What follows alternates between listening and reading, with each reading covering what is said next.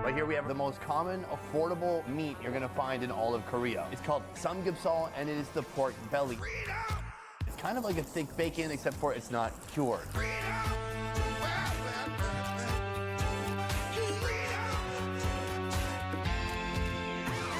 All right, our first course is right here. It's looking crispy and delicious. I'm just gonna hit it with some wasabi salt. I've never had wasabi salt before. Let's see how it tastes. Oh, that's good. It is just bursting with porky goodness. The wasabi salt is not a strong wasabi flavor, but I like it. It's creative, it's interesting. Here's how I would typically eat something like this. A little bit of garlic, maybe some onions, a little bit of kimchi, samjang sauce. Then we put in our meat, and that right there is like a little flavor package ready to go to heaven. Oh man, that's heaven. The thing with Korean barbecue is if you find a good place with the right side dishes, you don't need expensive meat. I could just eat this samgyeopsal and be pretty satisfied because I can mix and match it with so many different flavors. This is our second course right here. They actually brought us some thinly sliced beef. Putting that beef directly over that pork fat, now that is haram. I can't wait to try it out. So I've got my beef right here, looking crispy, fatty, delicious. Cheers. It doesn't even have to be a good cut or a good quality cow. This could be a cow that did drugs, that was homeless. What's important here is they've cut the beef so thin, it's impossible for it to not be tender and melting in your mouth. Sorry, I was supposed to say an unhoused cow. Now the cows will not be offended. We have a few more cuts here. These are both neck meat. This is just like a Vienna sausage. I'm not gonna get into that, but this right here is skin. Now the skin has already been cooked, so we need to recook it to get it crunchy over the fire. Our pig skin is finished. It's popping like popcorn. This is a peanut powder. You're supposed to just put a bit on there. That's gonna give it a peanutty flavor. Cheers. It's delicious. The peanut dust gives it like a little bit of an earthy flavor. I think the star of this dish is how gummy the skin is. Like eating sheets of collagen. Oh yeah, that's good. So this has been our inexpensive location. To me, it's unbelievable. Less than $13 for all the meat you can eat. There are a ton of sides up there. The meat is delicious. There's service from robots. What more could you ask for? Let's find out. Because next we're gonna go to the most expensive Korean barbecue I could find in this country. You ready? Let's go. Alas, we've come to our final destination, the most expensive restaurant we could find here in Busan. Perhaps the most expensive in all of Korea. Nani? I'm talking a place that dignitaries go, presidents, popes, Russian gangsters. What stands out to me first is that the building from the outside looks really boring. Because real wealth knows when it's rich. It doesn't have to show off. You look at Flava Flav compared to Mark Zuckerberg. One of them wears a t-shirt and has billions of dollars. This is barbecue like you've never seen before. Let's get into it. First thing I notice as I walk in is a huge wall of their wine selection. Now, almost every place you get barbecue in Korea, they're gonna have beer and maybe different types of soju. But it's not that common to find a big wine selection, so I'm really excited about that. Let's keep moving. Here is the meat. So there's a guy inside. This guy is a maestro with the meat. Come take a look at the way this meat has been cut. Do you see how it's like a lattice shape? It looks fantastic, and it's gonna make it even more juicy and even more delicious after it hits that grill. From here, we're about to head to our private room. Let's go. We are inside, I've got the menu, and this thing is a beauty. Immediately, I'm drawn to the prices. For example, a T-bone steak is 75,000 won. That's not too bad, and then you realize that's for 100 grams. It's not that much meat. A pound of meat here would cost around $250, $300. Pretty expensive. We're not starting with the meat. I'm gonna start with a drink. I'm gonna get a bottle of wine, because it is noon on a Monday. Then, I'll be able to make a decision about what to grill. The banchan has arrived. These are our little Korean side dishes. Oh, wow, really beautiful. Then this right here is going on the fire immediately. That looks like a welcome bite. Oh, and there's the wine. I've never had wine, but no wine opener. Maybe she went to go get that? Maybe it's up to me. All right, I've got a chopstick, a wine glass, I have a spoon, I have a cup. How can I open this wine bottle?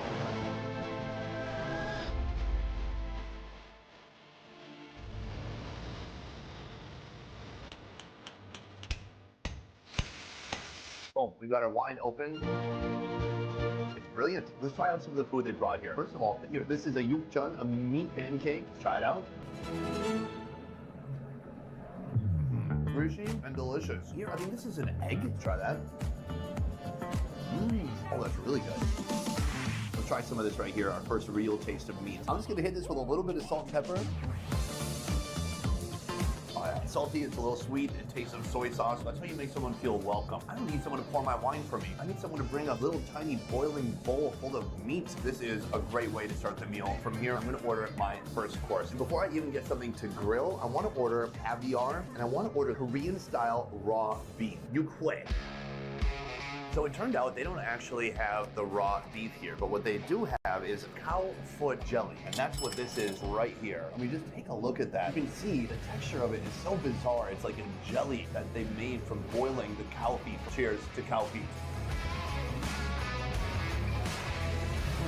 It has like a meaty but jello-y, sticky texture to it. Funky but lovely at the same time. Now, this is a Russian caviar, so that's how you know it's good. Do I have mixed feelings about supporting Russia during this time? I'm mainly focused on the caviar, so no, I can't say I do. Cheers. That's really nice. A little briny, fatty, sticky. I would say very decent quality. From here, I want to order some meat to finally put on the grill. You'll see soon. Right here we have beef brisket and beef tongue, 100 grams of each. So you can see it's not a lot of volume. She's put clay plates onto the burner and then she's just kind of glazed it with a little bit of fat. All of the brisket goes in. Here, this is some sort of kimchi that she puts on. Now she's taking the beef and actually wrapping it around the kimchi. Some kimchi inside, beef on the outside. Cheers, my first bite. Oh yeah, kimchi is so fermented and almost stinky. The beef is so oily, but it tastes incredible. This is real wasabi. 99% of the wasabi that you find in supermarkets is fake because the wasabi plant is expensive and it's a finicky plant to grow. The difference is you could eat a clump like this and it's not gonna melt your brainstem. I'm gonna put it on the beef and let's try it out. It's decadent, so rich. The wasabi is a nice contrast in flavor. It's so delicious. Oh yeah, cook up that tongue. It only needs 10 or 15 seconds on each side. She said put some of the green onion on there, put some wasabi, and some salt and pepper. That tongue is ready for my tongue. Oh, it's so springy. It's like something